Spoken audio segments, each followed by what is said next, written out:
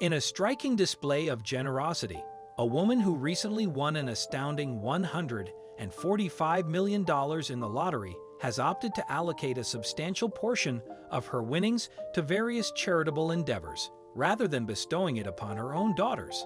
This altruistic decision has captured global attention and admiration, underscoring the profound impact of philanthropy and the value of giving back.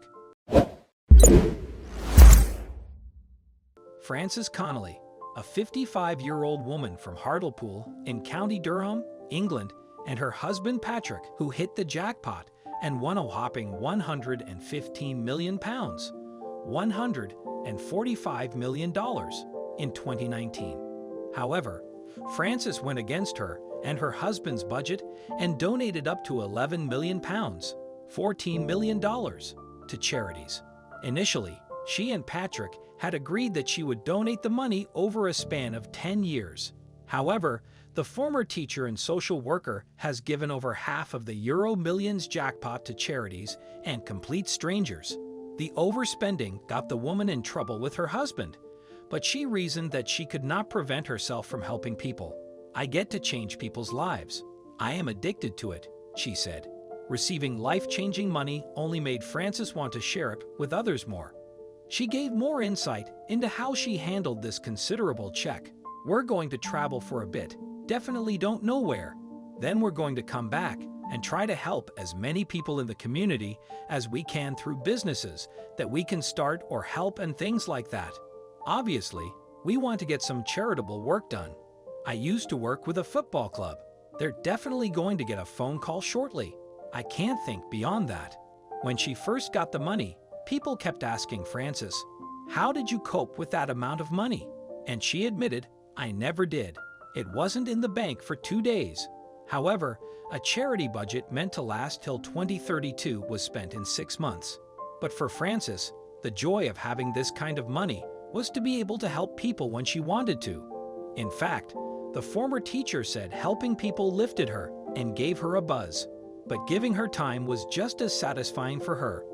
She also admitted that spending money and time on other people was more thrilling to her than the $2.5 million home and an Aston Martin she bought. Frances believed she had spent between $12 and $14 billion, but she was not keeping count because she did not want her husband to find out. However, Patrick had only given out $6,300 to Ukrainian refugees compared to her. Frances also agreed to pay school transport fees for a young asylum seeker forcefully removed from their home. In addition to the many things she's done for people, Frances bought a $63,000 caravan for young caregivers. The couple set up local Heroes Awards and helped OAPs, old age pensioners, connect with their loved ones by donating electronic tablets. The couple also donated pajamas and laptops for hospitals during the COVID-19 pandemic. Frances has always believed in helping deserving people. She remarked, "It makes no sense to me to have that kind of money and not use it to do good in the world." However, her giving nature did not only start when she won a big sum of money. From a young age, Frances volunteered at St. John Ambulance and set up an AIDS helpline as a student in Belfast. Frances's kind heart had many people on Facebook praising her.